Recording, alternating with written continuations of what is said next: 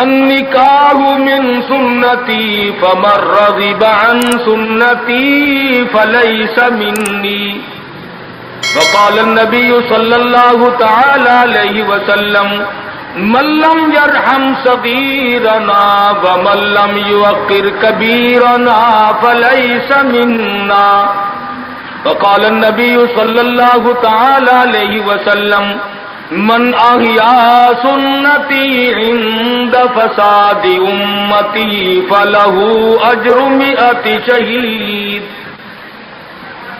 وقال النبی صلی اللہ تعالی علیہ وسلم اذا ظهر الفتن وبالبدع فليظهر العالم علمه ومن لم يفعل فعليه لعنة الله والملائكة والناس أجمعين صدق الله مولانا العلي العظيم وصدق رسوله النبي الكريم ونحن على ذلك لمن الشاهدين والشاكرين والحمد لله رب العالمين.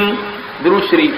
اللهم صل على محمد وعلى آل محمد كما صليت على إبراهيم وعلى آل إبراهيم إنك حميد مجيد.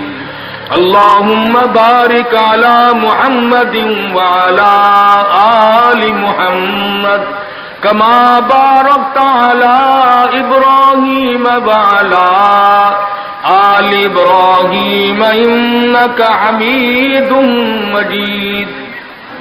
قرآن کریم کی یہ آیات اس وقت تلاوت کی گئی سورہ نساء کی ابتدائی چند آیات ہیں. امام الانبیاء محبوب کبریا حضرت محمد الرسول اللہ صلی اللہ تعالی علیہ وسلم کے ارشادات میں سے 2-3 حدیث پاک کی تلاوت کی ہے.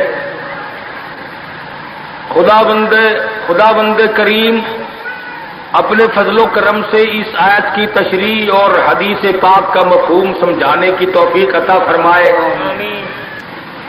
یہ محفل، یہ مجلس ایک شادی کے سلسلے میں، اسی کی تقریب سعید کے سلسلے میں منعقد کی گئی.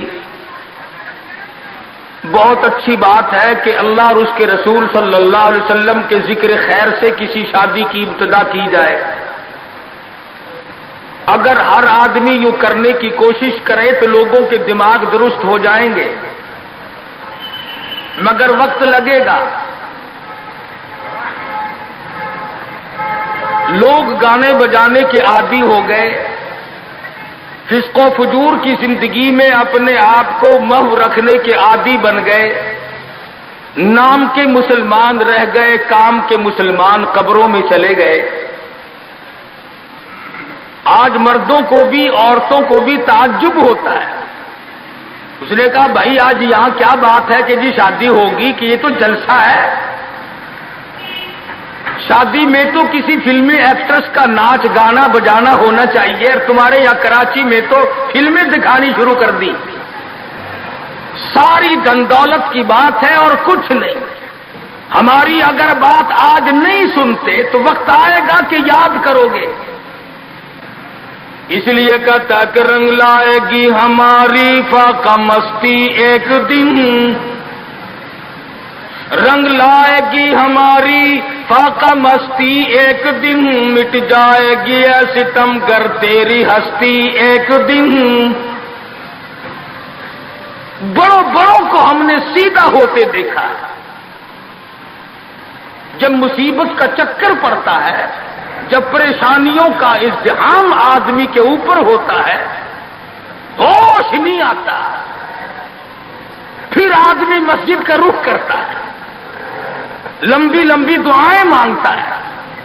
اسی کو قرآن کریم کہتا ہے وَإِذَا أَنْعَمْنَا عَلَى الْإِنسَانِ أَعْرَضَ وَنَأَىٰ بِجَانِبِهِ. جب آرام پہنچتا ہے، کاروبار صحیح چلتا ہے تو کروٹ نہیں بدلتے. اللہ کا نام لینے کی توفیق نہیں رہتی. خداوند کریم کو یاد کرنے کے لیے وقت نہیں ملتا. اتنا لمبا پہاڑ شادی کا بنا دیا، غریب آدمی کے بس کی بات نہ رہی۔ قرآن کریم کہتا ہے بادشاہت موجود ہو، دولت موجود ہو، سارا کاروبار صحیح چلتا ہو، وَإِذَا أَنْعَمْنَا عَلَى الْإِنسَانِ أَعْرَضَ وَنَأَىٰ بِجَانِبِهِ، اور جب مصیبت آئے وَإِذَا مَسَّهُ الشَّرُّ فَذُو دُعَاءٍ عَرِيضٍ، بڑی لمبی لمبی دعائیں مانگتا ہے، سجدے میں پڑھ کے روتا ہے، اے پروردگار، او میرے رب میرے حال پہ کرم فرما۔ جب مصیبت ٹل جاتی ہے پھر خرمستی کرتا ہے۔ امام الانبیاء محبوب کبریا حضرت محمد مصطفیٰ صلی اللہ تعالی علیہ وسلم کی شادی کا وقت آیا،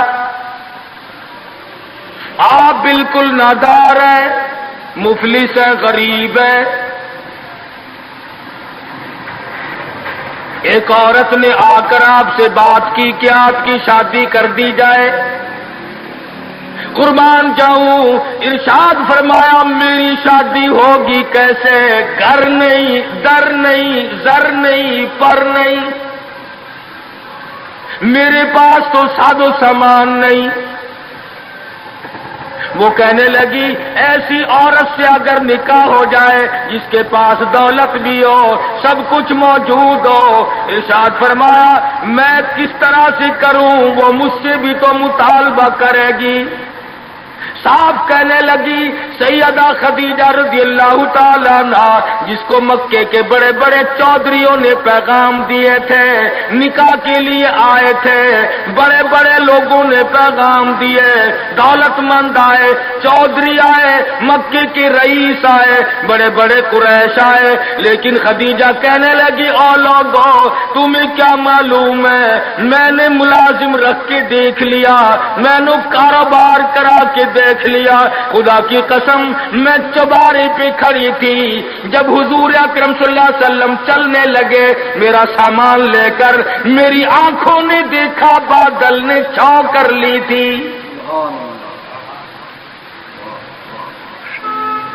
بادلوں نے چھو کی، میری آنکھوں کے سامنے سورج کی تپش زیادہ تھی، حضور کے سر پہ آ کر بادلوں نے چھو کی۔ اور لوگوں میں تو ان کے بادلوں کے چھو میں آنا چاہتی ہوں، میں غریب بے شک ہے، وہ یتیم ہیں، لاوارث ہیں، ان کا کوئی نہیں، میں اپنے آپ کو ان کے قدموں پہ نثار کرنا چاہتی ہوں۔ چنانچہ تیاری ہوئی، حضور نے فرمایا میں کیا تیاری کروں، میرے پاس تو کچھ نہیں، شہنشاہ کائنات ہو، عبداللہ کے بیٹے ہو، آمنہ کے درے یتیم ہو، اور پلے کچھ نہیں۔ ابو طالب نے نکاح کا خطبہ پڑھا، سیرت کی کتابوں میں موجود ہے، مقدمہ ابن خلدون میں، دیگر کتابوں میں ابو طالب کے یہ الفاظ ہیں، او لوگوں آج اگرچہ میرے بھتیجے کے پاس دھن دولت نہیں، حکومت نہیں، تجارت نہیں، لیکن میرا یقین کہتا ہے ایک وقت آئے گا ساری دنیا کی دولت قربان کر دی جائیں گی۔ حضور اکرم صلی اللہ تعالی علیہ وسلم کا سب سے پہلا نکاح سیدہ خدیجہ رضی اللہ تعالی عنہا کے ساتھ ہوا، اور حضور نے یہ ثابت کر دیا آقا دو عالم صلی اللہ علیہ وسلم کی عمر مبارک 25 سال ہے اور سیدہ خدیجہ کی عمر 45 سال ہے۔ آج اس قسم کی شادی کر کے تو دیکھے کوئی، تم خاموش ہو کے بیٹھو یا نیچے اتر جاؤ یہاں۔ تو عرض کر رہا تھا عمر کا تناسب نہیں، نبی نے ہر اس رسم کو توڑا، ہر اس ذوم باطل کی تردید کر دی عملی طور پر، جس کو دنیا کے لوگ چلا کرتے تھے اور بازاروں میں دنتنایا کرتے تھے۔ یہ کوئی مناسبت ہے کہ حضور کی عمر شریف 25 برس ہے اور خدیجہ کی عمر 45 برس ہے؟ عمر والے مسئلے کو ختم کر دیا گیا۔ حضرت خدیجہ اور پھر کمال یہ کہ اللہ پاک نے اس ہی مائی کے پیٹ سے اولاد دی اس کی عمر حضور سے دگنی تھی۔ آج تو اگر تھوڑی سی عمر زیادہ ہو جائے لڑکی کی، پھر تو لوگ فتا لے کر کے آتے ہیں کہ میاں ناپ کے دیکھو پہلے کتنی بڑی ہے۔ کون زوم کرتا ہے، کون گمان کرتا ہے؟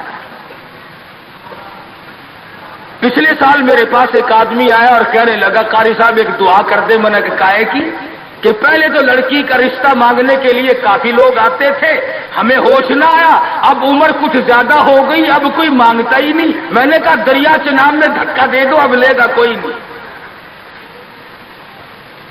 پتا چلا شرافت بڑی چیز ہے، طہارت بڑی چیز ہے۔ یہ عمر کا بھی مسئلہ جو ہے یہ دیکھنے آج کل اگرچہ دیکھنا پڑتا ہے لیکن اس کی مناسبت کوئی نہیں۔ اگر لڑکی کی عمر زیادہ ہو تو حضور کے عمل نے پہلے یوں تردید کر دی، اور پھر ایسا وقت بھی آیا کہ حضور اکرم صلی اللہ علیہ وسلم کی عمر مبارک تقریباً 42 برس ہے، اور سیدہ عائشہ صدیقہ رضی اللہ تعالی عنہا کی عمر 6 برس ہے۔ حضور کے عمل نے اس بات کو بھی توڑ دیا کہ اگر لڑکے کی زیادہ عمر ہو جائے تو کوئی بات نہیں، سنت کے خلاف نہیں ہے، شریعت کے خلاف نہیں ہے۔ سیدہ عائشہ صدیقہ رضی اللہ تعالی عنہا کی عمر مبارک اس وقت 9 برس ہے جب رخصتی ہوئی، اور حضور صلی اللہ علیہ وسلم کی عمر شریف میں حیات اور زندگی میں سیدہ عائشہ صدیقہ نے 18 برس گزارے۔ تو میں عرض کر رہا تھا سیدہ خدیجہ رضی اللہ تعالی عنہا کا جب انتقال ہو گیا تو بچیوں کا تمام دیکھ بھال، نگرانی اور سارا اہتمام حضور کے گلے میں آ پڑا۔ آپ بڑے پریشان ہوئے، غرض کہ آپ نے اپنے عمل سے یہ سارے کے سارے زندگی کی جتنی رسومات تھی ان سلم کے بارے میں قرآن کریم نے صراحت کے ساتھ فرما دیا، وَوَجَدَكَ عَائِلًا فَأَغْنَىٰ۔ اور میرے نبی، ہم نے خدیجہ کے مال کے ساتھ آپ کو بے نیاز اور مستغنی بنایا۔ خدیجہ رضی اللہ تعالیٰ عنہ مکے کی تاجرہ تھی، مکے کی رئیسہ تھی، مکے کی بہت بڑی دولت مند تھی، لیکن گھر میں حضور کے آ کر پھر یہ ہاتھ نہیں رکھا یہ دولت میری ہے، یہ مال میرا ہے، حضور کے سپرد کر دیا۔ اور میرے آقا میری جان بھی، میرا دل بھی، میرا ایمان بھی، میرا مال بھی، سارے کا سارا آپ کے حوالے۔ سیرت کی کتابوں میں موجود ہے، حضور نے فرمایا خدیجہ عورت ذات ہے، میرے حوالے مال کرے گی، کل کو ختم ہو جائے گا، پچھتائے گی۔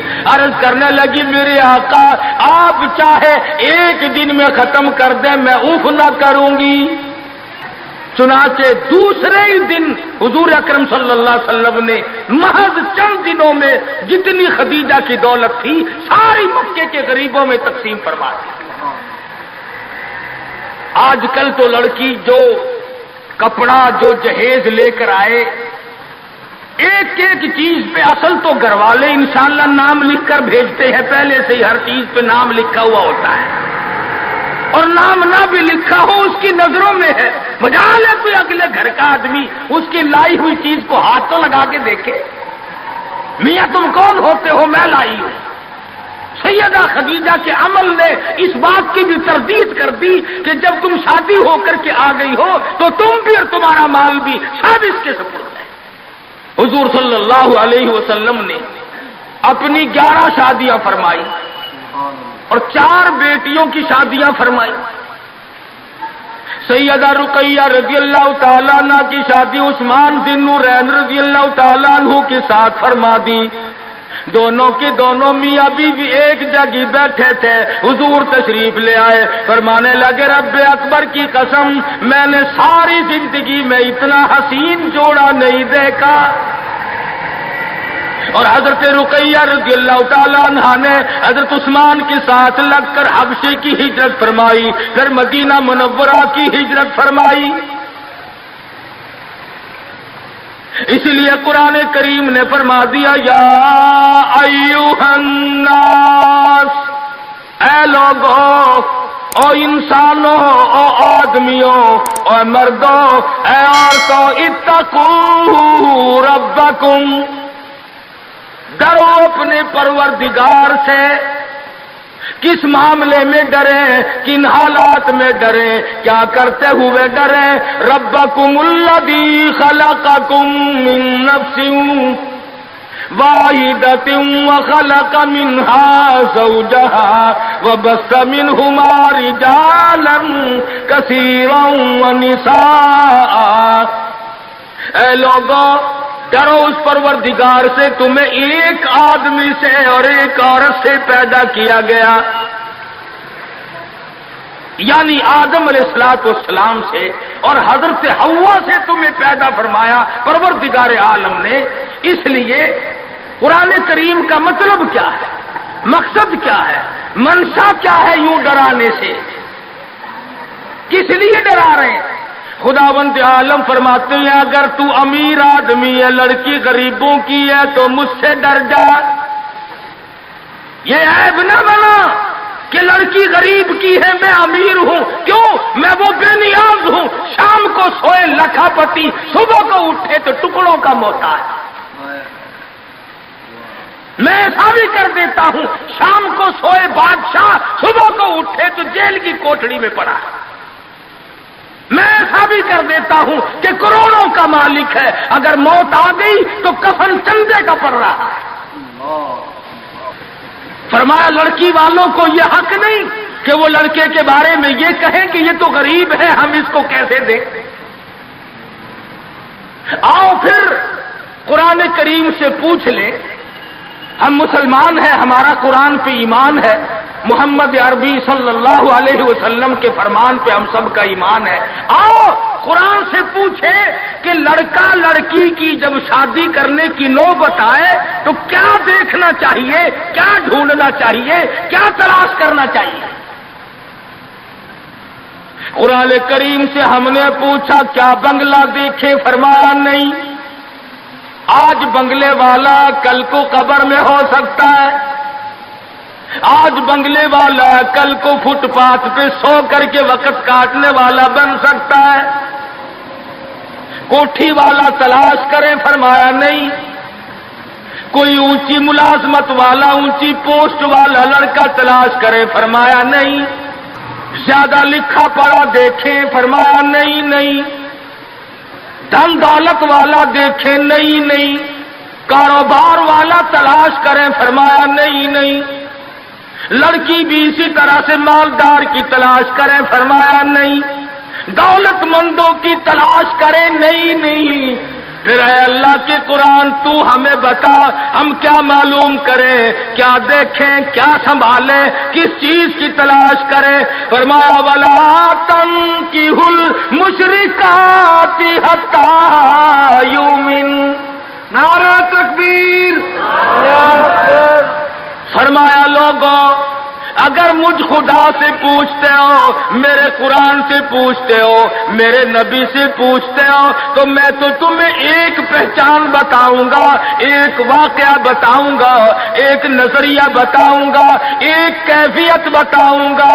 تمہیں سب سے پہلے یہ دیکھنا پڑے گا وَلَا تَنكِحُوا الْمُشْرِكَاتِ حَتَّى يُؤْمِنْ۔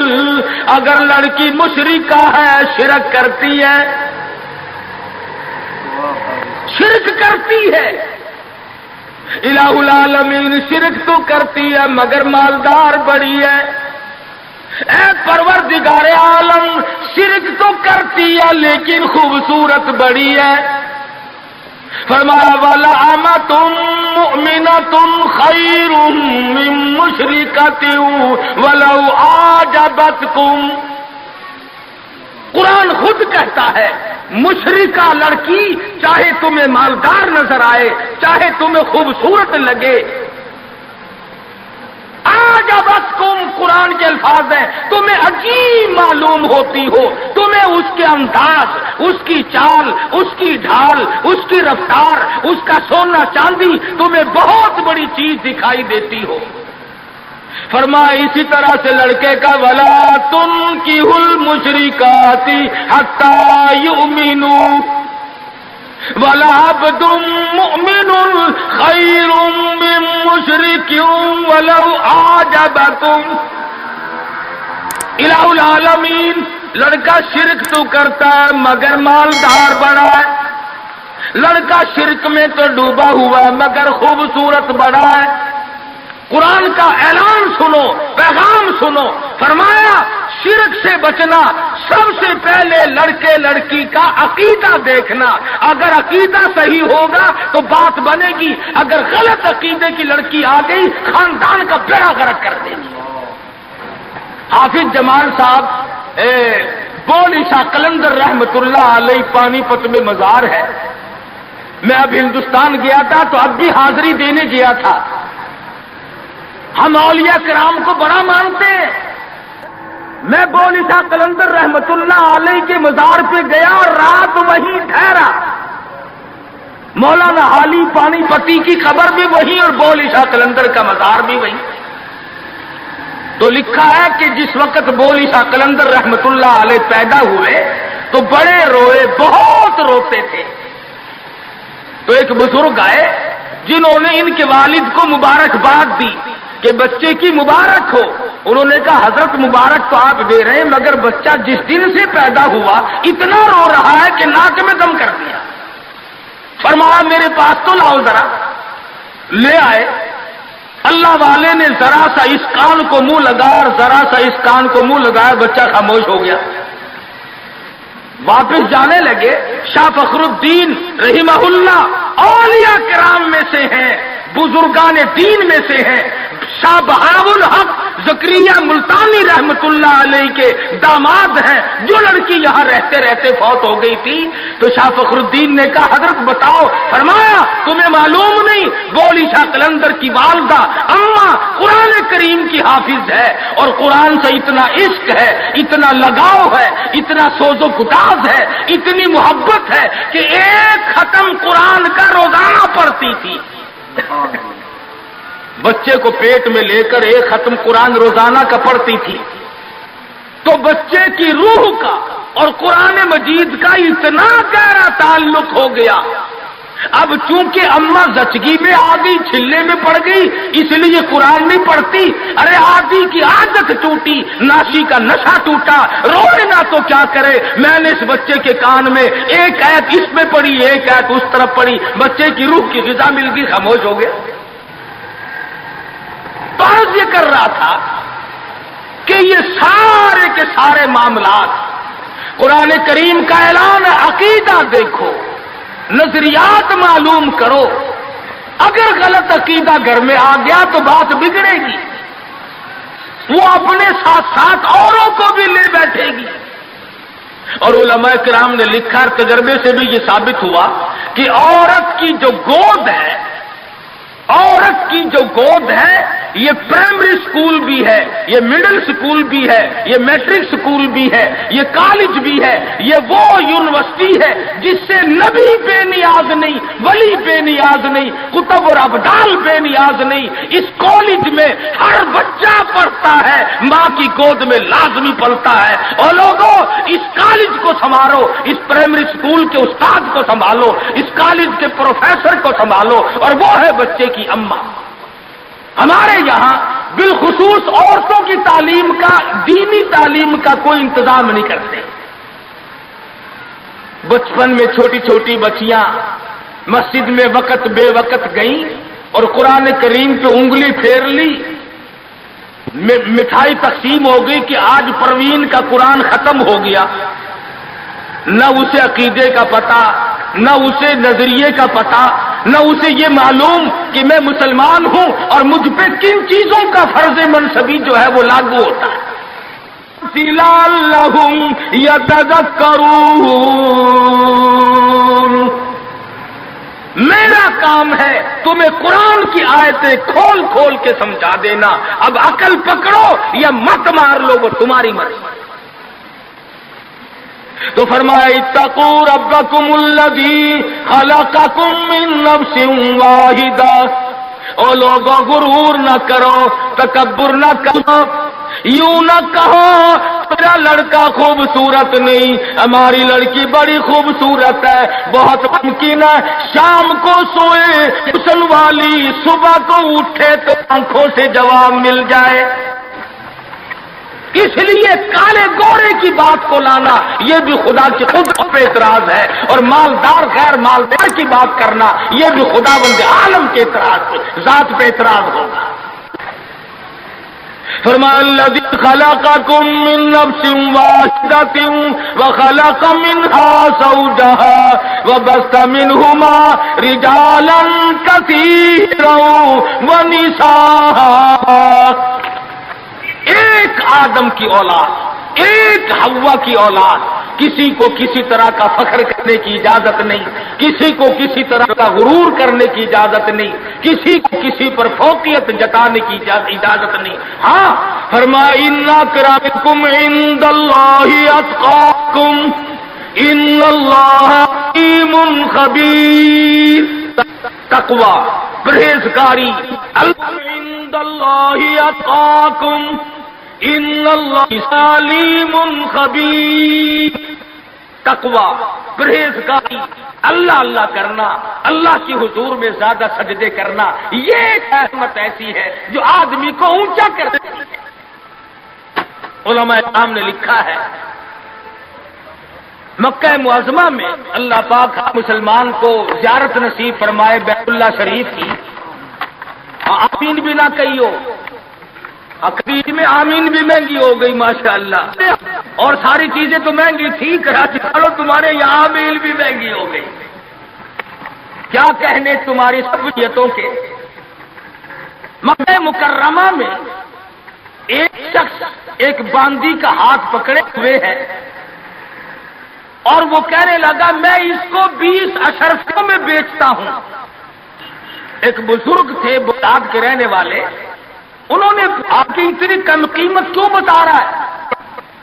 وہ کہنے لگا اس میں عیب ہے۔ کیا عیب ہے؟ اس نے کہا عیب یہ ہے کہ ساری رات نماز پڑھتی ہے اور سارا دن روزہ رکھتی ہے، اس میں یہ نقص ہے۔ اللہ والے نے خرید لی، اس نے کہا چلو میری ساتھ نماز پڑھ کے دیں گے، ایک کے بجائے 2 اللہ اللہ کیا کریں گے۔ چنانچہ عشاء کی نماز کے بعد اس باندی نے پوچھا کہ اے میرے مالک کوئی کام ہے میرے متعلق؟ کہا کوئی نہیں۔ لکھتے ہیں کہ عشاء کی نماز کے بعد مصلے پہ کھڑی ہوئی تھی، صبح کی اذان ہو گئی، قرآن پڑھتی رہی ساری عمر، اور جب دن تو کہنے لگی اللہ والے تم بغداد میں رہتے ہو، کوئی قرآن سنو۔ انہوں نے 2 آیتیں پڑھی، ہوش ہو گئی، منہ پہ پانی کے چھینٹے پڑے، پھر ہوش آیا، پھر قرآن کی 2 آیتیں پڑھی۔ سورت حدیث پوری نہ پڑھ سکے تھے، ایک ہماری اور جان دے۔ کیسا ذوق تھا، کس قسم کی محبت تھی اللہ پاک جانوں سے، اور کیا ایمان تھا کہ قرآن کریم کی شہید ہو گئی۔ کوئی تلوار شہید ہوگا، کوئی لوہا شہید بنے گا، کوئی پتھر کھا کے مرے گا، ڈوب کے مرے گا، کوئی آگ میں جل کے مرے گا، کوئی ایکسیڈنٹ میں مرے گا، یہ اللہ علی خدا کا قرآن سن کے مرے گا۔ آج ہمیں یہ بات کہاں نصیب ہے؟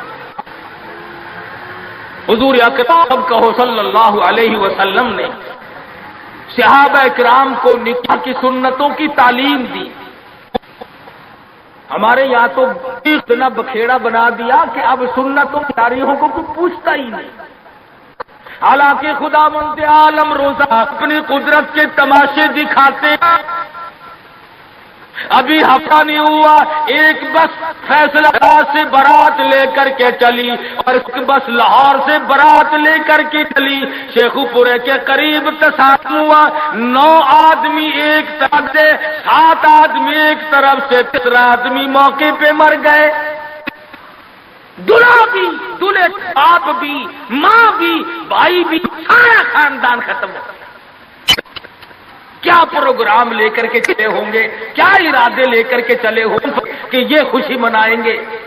لاہور کے جس محلے میں دلہن آنا تھا، ہم اس محلے میں ٹھہرے ہوئے تھے، سجا رکھا ہے، یہاں مسحری بچھائی ہے، یہاں سامان رکھیں گے، یہاں فریج رکھا جائے گا، یہاں پنکھے رکھے جائیں گے، یہاں پر تمام مہمان ٹھہریں گے. خود قسم انتظار ہے سامان کا، اور کچھ دیر کے بعد 7 آدمیوں کے چھیچڑوں اور بوٹڑیوں کی گٹھڑیاں بن کے آئیں. اس لیے ہمیں ہر حال میں اللہ کے قہر اور غضب سے ڈرنا چاہیے. ڈرتے نہیں. ہمارے ملتان میں ایک بہت بڑے ٹرانسپورٹ میں اپنی بچی کی شادی کا پروگرام بنایا، تو برات بھی بہت بڑی آنی تھی، بڑے گاجے ہو رہے تھے اور بڑا ٹھیٹر تماشا کھانا پکانا. اچانک ٹیلی فون کہ شور کوٹ کے پاس ٹکر ہو گئی، ساری کار ختم ہو گئی، جس میں لڑکا تھا وہ بھی ختم ہو گیا. تو کسے معلوم صبح کیا ہو جائے گا اور شام کو کیا ہو جائے گا، کل کیا ہو جائے گا، کون جانتا. یہ تو آج ہم بدنصیب لوگ ہیں، اللہ کی ذات پر ہمارا یقین نہیں، اور فال کھولنے والوں کی یقین کر لیتی ہیں، عورتیں بھی اور مرد بھی. ہاتھوں کی لکیر دیکھ کر لوگ تقدیر بتاتے ہیں. ساری عمر قرآن پڑھنے کے بعد اپنی تقدیر کا پتہ نہیں. میں کہتا ہوں کہ نبی کو اپنی تقدیر کا علم نہیں کہ صبح کیا ہوگا، رسول کو علم نہیں، وقت کو علم نہیں. اور یہ فٹ پاتھ پہ بیٹھ کر لوگوں کے ہاتھوں کی لکیر دیکھ کر تقدیر بتاتے ہیں. دس پر یقین کیا جاتا ہے. ہم ہیں مسلمان. ایک مرتبہ لاہور میں فٹ پاتھ پہ بیٹھا ہوا آدمی لوگوں کے ہاتھوں کی لکیر دیکھ رہا تھا اور تقدیر بتلا رہا تھا. بڑے لوگ کھڑے تھے، اچھے خاصے بڑے لوگ. کسی کو کہتا تھا تجھے بڑی اونچی ملازمت ملے، بہت اونچی پوسٹ پہ تو جائے گا. بس بابو جی اکڑ جاتے تھے، کیا کرنا، بس کیوں جی گورنر سے کم تو نہیں ہوں گا نا. اور ایک کو وہ لکیریں دیکھ کے کہنے لگا کہ تمہاری بہت فرسٹ لیڈی کے ساتھ شادی ہوگی. تو وہ تو بہت ہی چوڑا ہو گیا. اس نے کہا کیا بات ہے. لوگ پیسے بھی دے رہے تھے اور تقدیر لکھ رہے تھے. ہم مجمع میں کھڑے تھے، میں نے اپنے دوستوں سے کہا کہ یار آؤ ذرا ہم بھی دیکھیں تقدیر بتانے والوں ایسا ہے یہ. اور مجمع میں سے آگے کو نکل کر میں نے بھی آگے ہاتھ کر دیا. میں نے کہا سائیں جی ذرا دیکھو میری تقدیر شادی ہے کہ نہیں. اور بدبخت اچھی طرح دیکھی بھی نہیں. میرا ہاتھ جھٹک کر کے کہنے لگا نہیں تیری شادی نہیں ہوتی. اور میں کہا کھوتے تیرے باپ کے 8 بچے کھیل رہے ہیں، تجھے کیسے معلوم ہو گیا کہ شادی نہیں ہونی. البتہ اگر تو دوسری شادی کے بارے میں کہتا ہے تو بات اور ہے. وہ سارا اس کا کھیل ختم ہو گیا. غلط چیز، غلط عقیدے کی طرف بہت جلدی لوگ بھاگ جاتے ہیں. صحیح بات کی طرف محمد عربی صلی اللہ علیہ وسلم نے لوگوں 23 برس قرآن سنایا، فرمان بتایا، صحابہ کرام کا لشکر تیار کیا، ان کی زندگیوں میں انقلاب برپا کر دیا. ارے ڈوب کے جو مسلمان کہلاتے ہوئے آج نہ نبی کی صورت ہے، نہ نبی کی سیرت ہے، نہ نبی کی سنت ہے، نہ نبی کا طریقہ ہے. ارے آج تک کسی عورت نے ہم سے یہ نہیں پوچھا کہ ہمیں فاطمۃ الزہرا کا لباس تو بتاؤ. آج تک کسی مائی نے ہم سے یہ نہیں پوچھا خدیجہ کا لباس بتاؤ. کوئی ماں بہن آج تک یہ پوچھنے نہ آئی ایسا صدیقہ رضی اللہ تعالیٰ عنہ کا لباس بتاؤ، ام حبیبہ کا لباس بتاؤ، ام سلمہ کا لباس بتاؤ، رقیہ، ام کلثوم، زینب کا لباس بتاؤ. کون پوچھے؟ کرنا ہو تو پوچھے. مدنی کریم صلی اللہ تعالی علیہ وسلم نے صحابہ کرام کی زندگی میں انقلاب برپا کر دیا. شادیاں حضور سے پوچھ کے کرتے ہیں. خدا کی قسم وہ شادیاں کتنی متبرک ہوں گی، کتنی برکت والی ہوں گی جن میں حضور نکاح پڑھانے کے لیے تشریف لاتے تھے. صحابی ہے مدنی کریم صلی اللہ علیہ وسلم کا، غریب ہے، نادار ہے، شکل کا بھی ایسا ہی ہے، چھوٹے سے قد کا صحابی ہے مگر حضور کا دیوانہ. دریائے کرم جوش میں آیا، فرمایا جلیبی تم نے شادی کی کہ نہیں؟ عرض کیے یا رسول اللہ میری شادی کون کرے، غریب ہوں، نادار ہوں، مفلس ہوں. فرمایا جا فلاں صحابی کے پاس چلا جا، اس کے پاس لڑکی ہے، میری طرف سے جا کے پیغام دے دے۔ اس نے پیغام دیا، منظور ہو گیا، بڑا خوشی خوشی آیا، آ کے کہنے لگا کالی کملی والے صلی اللہ علیہ وسلم میرا کام بن گیا، میرا گھر بسے گا، میری چوک بسے گی، میرا گھر آباد ہوگا، مگر میرے پلے کچھ نہیں۔ فرمایا جا عثمان غنی سے 300 درہم قرض لے لے، تیرا قرض میں محمد الرسول اللہ ادا کروں گا۔ وہ کتنے خوش نصیب ہوں گے لوگ جن کی امداد شادی میں حضور فرمائے اور ضامن بن رہے۔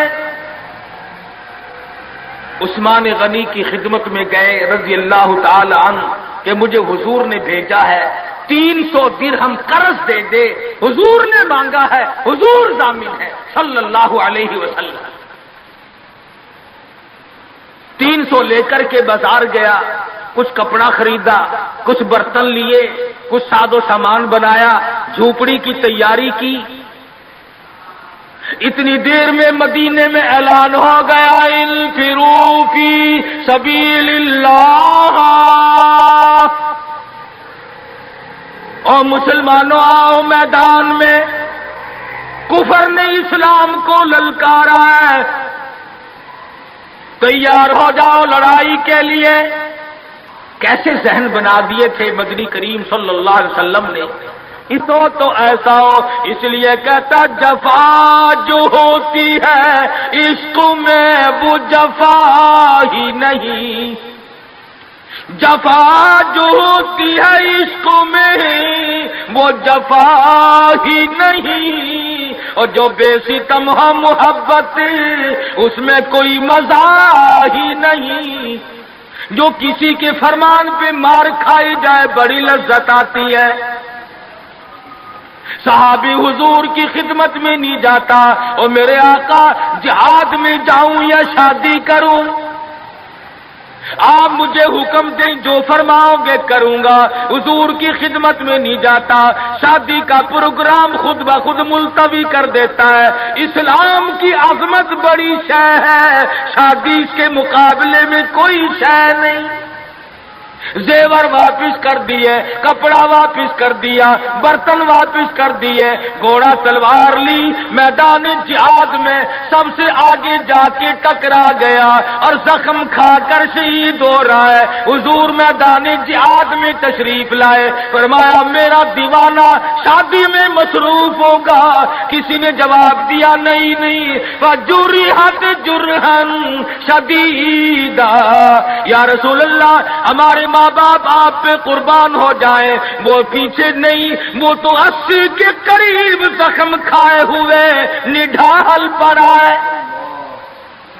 تلواروں تیروں کے 80 کے قریب زخم آئے۔ رحمت دو عالم صلی اللہ علیہ وسلم کا دریائے کرم جوش میں آیا، فرمایا اٹھا کر کے جلدی میرے پاس لے آؤ۔ صحابہ اٹھا کے لائے، رحمت والی گود میں سر رکھ دیا۔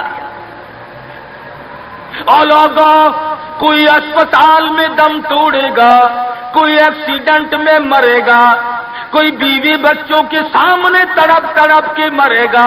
خدا کی قسم یہ صحابی کتنا خوش نصیب ہے، رحمت للعالمین کی رحمت والی گود میں دم توڑ رہا ہے۔ نعرہ تکبیر، شان صحابہ۔ اور مدنی کریم صلی اللہ علیہ وسلم نے آخری وقت میں پیشانی پہ بوسہ دے کر کے فرمایا فزت برب الکعبہ، اور نوجوان رب کعبہ کی قسم تو بڑا کامیاب ہے۔ حضور کی گود میں دم توڑ رہا ہے، کیا خوش نصیب ہے، دیدار کرتا ہوا جا رہا ہے رحمت دو عالم کا، گود حضور کی، دیدار حضور کا، ہاتھ حضور کا، پیشانی حضور چوم رہی ہے۔ ارے لاکھوں مرنے قربان کر دوں اس صحابی کے ایک شہادت میں۔ اور پھر توجہ کرنا، ایک بات بتاؤں، بخاری شریف کی روایت میں ہے کہ صحابی کا جب دم ٹوٹنے لگا، جب آخری وقت آیا، حضور کی گود میں سے اچھل کر تڑپ کر اپنا رخسار حضور کے قدموں پہ رکھ دیا، حضور کے قدموں میں دم دے دیا۔ مدینہ منورہ میں اعلان کر دیا گیا شہید ہو گیا صحابی، آؤ نماز جنازہ تیار ہے۔ چاروں طرف سے لوگ آئے، سارا مدینہ ٹوٹ کے آیا۔ جب جنازہ لے کے چلنے لگے، ابو ہریرہ نے دیکھا کہ مدنی کریم صلی اللہ علیہ وسلم اپنے قدم مبارک بچا بچا کر کے رکھ رہے ہیں، جیسا کہ کانٹوں سے بچایا جاتا ہو، روڑوں سے بچایا جاتا ہو۔ ابو ہریرہ نے پوچھا، میرے آقا اینٹ نہیں، روڑا نہیں، پتھر نہیں، آپ کس چیز سے قدم مبارک بچا رہے ہیں؟ فرمایا اس صحابی نے شادی والی عمر بھر کی تمنا، عمر بھر کی حسرت کو، عمر بھر کے ارمان کو، عمر بھر کی آرزوؤں کو حضور کے لائے ہوئے اسلام کی عظمت پہ قربان کر دیا۔ حضور فرماتے ہیں انی ارا مالا ترا، میں تمہیں کیا بتاؤں، اس کا جنازہ پڑھنے کے لیے آسمان سے 4000 فرشتہ آیا ہوا ہے۔ سنت کی اتباع بہت بڑی چیز ہے۔ مدنی کریم صلی اللہ علیہ وسلم نے اپنی بیٹیوں کی شادیاں کر کے صاف صاف بتا دیا کہ یہ طریقہ کار ہے، اس سے زیادہ اور کوئی حقیقت نہیں۔ سیدہ فاطمہ الزہرا رضی اللہ تعالی عنہا کی شادی کا وقت آیا، یہی رجب کا مہینہ ہے۔ ابو بکر صدیق رضی اللہ تعالی عنہ اور فاروق اعظم کو بلایا، فرمایا تمہیں پتا ہونا چاہیے فاطمہ الزہرا سیانی ہو گئی ہے، میں نے نکاح کرنا ہے، مشورہ دو کس سے کروں؟ سبحان اللہ، نبی کے وہ مشیر بھی کتنے خوش نصیب ہیں کہ حضور اپنی بیٹی کے بارے میں بھی صدیق اور فاروق سے صلاح فرما رہے ہیں، مشورہ لے رہے ہیں۔ دونوں کے دونوں نے صاف فرمایا کہ علی سے بہتر کوئی نہیں۔ اندازہ لگاؤ وہ آپس میں اتنی محبت رکھتے تھے کہ ایک دوسرے کی شادی کے بارے میں حضور کو مشورہ دے رہے ہیں۔ فرمایا بہت اچھا، علی مرتضیٰ کو بلاؤ۔ بلا کے فرمایا کہ یہ میرا بھی ارادہ ہو گیا، اور ان دونوں حضرات نے مشورہ دیا کہ خاتون جنت کا نکاح تیری ساتھ کیا جائے، کچھ ہے پلے حق مہر دینے کے لیے؟ کہا یا رسول اللہ میں تو سپاہی آدمی ہوں، میرے پلے کیا ہے؟ یہ تلوار ہے اور یہ میری زرہ ہے جسے پہن کر میں جنگ کرتا ہوں، اور میرے پلے دم دولت کچھ نہیں۔ تو فرمایا کہ یہ زرہ جو ہے اسی کو بیچ کر پیسے بنا لا۔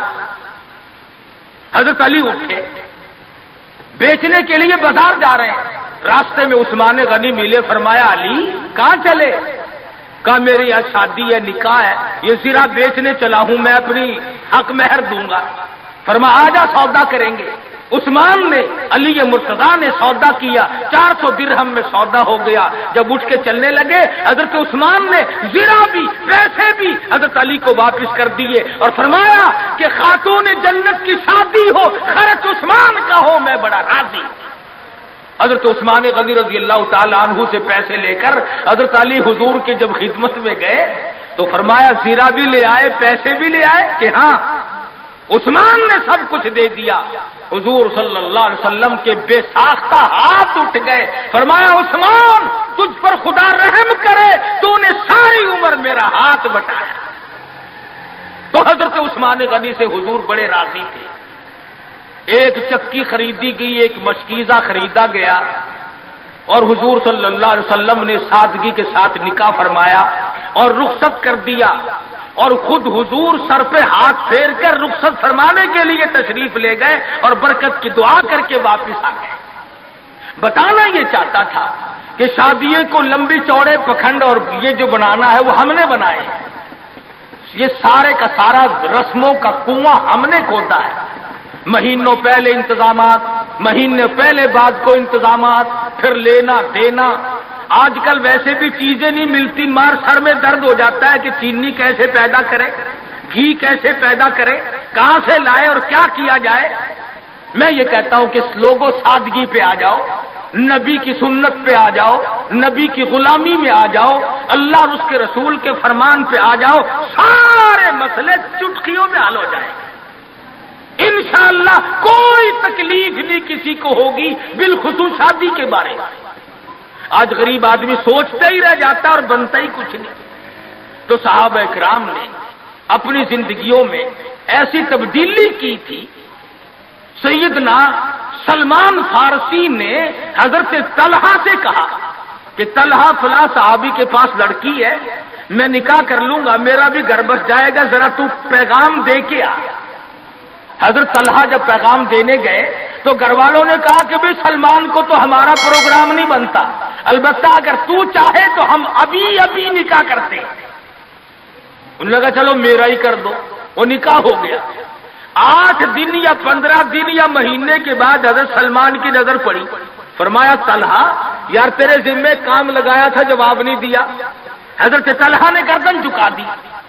فرمایا میں شرم کے مارے تیرے پاس نہ آیا، گیا تو تیرے لیے تھا، انہوں نے میری ساتھ نکاح کر دیا، تجھ سے ملتے ہوئے شرم آئی، تیرے کام گیا تھا، میں نے اپنا کام کر لیا. سلمان فارسی کا عمل دیکھو، نبی کی صحبت کا اثر تو دیکھو، نبی کی نظر کرم کا جلوہ تو دیکھو. سلمان نے رو پڑے. فرمایا طلحہ مجھے تجھ سے خود شرم آتی ہے، مقدر میں تو تیرے تھی، میں بیچ میں ٹانگ کیوں اڑا رہا تھا. آج ہمارے میاں یہ میری مانگ لے کے چلے ہو، میں دیکھ لوں گا تم کیسے بچو گے. روزانہ اخبارات میں قتل آتا ہے، یوں منگیتر کو بھی مار دیا اور دوسرے کو بھی مار دیا. اور بے ایمانوں مارنا مرانا چھوڑ دو، کیا قصہ ہے. تو میں عرض کر رہا تھا کہ یہ ساری زندگی شادی کی ہو غمی کی ہو ہماری حضور اکرم صلی اللہ علیہ وسلم کے فرمان کے مطابق ہونی چاہیے. پھر ہماری خوشیاں بھی رہیں گی اور جتنی سادگی برتو گے اتنا ہی اس میں فائدہ ہوگا. افزائش نسل کے لیے اللہ پاک نے ایک ذریعہ بنایا. عیسائیوں میں کچھ اور طریقہ ہے، یہودیوں میں کچھ اور طریقہ ہے، ہندوؤں میں کچھ اور طریقہ ہے، سکھوں میں کچھ اور طریقہ ہے، اور ہمیں محمد مصطفیٰ صلی اللہ علیہ وسلم نے یہ طریقہ بتلایا کہ گواہوں کی موجودگی میں قاضی نکاح پڑھانے والا ایجاب و قبول کر دے، بس نکاح تو اس کا نام. ہم نے مکہ معظمہ میں مدینہ منورہ میں کئی شادیاں دیکھی، نہ دیگ چڑھی نہ دیگچے چڑھے، نہ برات آئی نہ ڈھول بجا. آئے اور نکاح ہوا اور چھوارے تقسیم ہوئے اور دلہن کو بٹھا کر کے یوں ہی بھاگ گئے، بس لینا نہ دینا، نہ جہیز کی لعنت اور نہ اگلے کے ذمے کوئی چیز. تو قرآن کریم نے ان تمام چیزوں کی تردید کی ہے. ہمیں سب کو اپنی زندگیوں میں اپنے بچوں کے اور بچیوں کے معاملات میں ان چیزوں پہ عمل کرنا چاہیے. اپنی زندگی کو سادہ بنا. آؤ خدا کے پیغام کو مانو، امن ہو جائے گا گھر گھر میں، قبیلے قبیلے میں، برادری برادری میں سکون آ جائے گا، چین آ جائے گی، راحت آ جائے گی. اس لیے کہ جب سادگی کے ساتھ کرنے کے عادی بنیں گے تو لوگوں کو تمام طرف سے ریس پڑے گی. اب ہمارے یہاں ملتان میں کافی لوگ شادیوں میں تقریر کرانے کا پروگرام بنانے لگ گئے، تو وہ باجے گاجے والی جو لعنت تھی اس سے چھٹکارا پا گیا. اور ویسے بھی مہنگا ہوگا سودا. اگر شادیوں میں رنڈیوں کو لاؤ تو وہ بھی 10-20 ہزار سے کم نہیں ہوتی. مولوی بیچارہ یوں ہی مل جاتا ہے، چلو اللہ اللہ بھی صحیح اور مفت میں کام بھی ہو گیا. تو کئی چیزیں ہیں. اس لیے اللہ پاک سے دعا کرو. مبارک ہو حاجی عبدالستار کو اور ان کے بھائیوں کو. میں اگرچہ جمعہ کبھی نہیں اپنا چھوڑا کرتا، پاکستان میں رہتے ہوئے ملتان جمعہ پڑھاتا ہوں، لوگ باغ بہت دور و دراز سے آتے ہیں، مگر حاجی صاحب نے مجھے فرمایا کہ چھوٹی ہمشیرہ کا نکاح ہے اور وہ ہے جمعے کے دن. ابھی یہ سارے شادی جمعے کے دن کرتے ہیں اور ہماری ڈیوٹی جمعے کے دن. تو میں اس بات سے شرما گیا اور جمعے کے لیے میں اسی لیے ٹھہرا ہوا تھا. اللہ پاک کی شادی خانہ آبادی کو باعث برکت بنائے اور تمام خاندان کے لیے رحمتوں کا ذریعہ بنائے. اللہ پاک عمل کی توفیق عطا فرمائے. وآخر دعوانا ان الحمدللہ رب العالمین. بسم اللہ الرحمن الرحیم. اللہم صلی وسلم وبارک علی سیدنا و مولانا محمد النبی الأمی الہاشمی وعلی آلہ واصحابہ برۃ الکرام پروردگار عالم ہم سب مسلمانوں کو حضور صلی اللہ علیہ وسلم کی سنتوں پہ عمل کی توفیق عطا فرما، ہم سب کو حضور اکرم صلی اللہ علیہ وسلم کا غلام بنا، حضور کی غلامی میں موت آئے، غلامی میں حشر ہو، عظمت اور محبت نصیب فرما۔ یا اللہ جتنی مشکلات بچے والوں کے لیے، بچیوں والوں کے لیے ہیں، یا اللہ سب کو آسان فرما دے، یا اللہ سب کی پریشانیوں کو دور فرما دے، اور ہر ماں باپ کو اس فرض منصبی سے ادا ہونے کے حالات اور اسباب پیدا فرما دے۔ یا اللہ سب کی بچیوں کو عزت آبرو کے ساتھ اٹھا، اور تمام مسلمانوں کو حضور اکرم صلی اللہ علیہ وسلم کے فرمان کے مطابق ان کاموں کو کرنے کی توفیق عطا فرما، ہم سب کی عزت آبرو اور جان مال کی حفاظت فرما، سب بیماروں کو شفا عطا فرما، سب کی پریشانیوں کو دور فرما، سب کی مشکلوں کو آسان فرما، ہم سب کے والدین کی مغفرت فرما، ہم سب کے باپ دادار بڑے بزرگوں کی بخشش فرما۔ الہی جتنے بھی مسلمان مرد عورت قبروں میں چلے گئے سب کی بخشش فرما دے، ہم سب کو جنت الفردوس عطا فرما، جہنم کے دردناک عذاب سے محفوظ فرما۔ ربنا تقبل منا انک انت السمیع العلیم وتب علینا انک انت التواب الرحیم۔ صلی اللہ علی حبیبہ محمد وآلہ وصحبہ اجمعین برحمتک یا ارحم الراحمین۔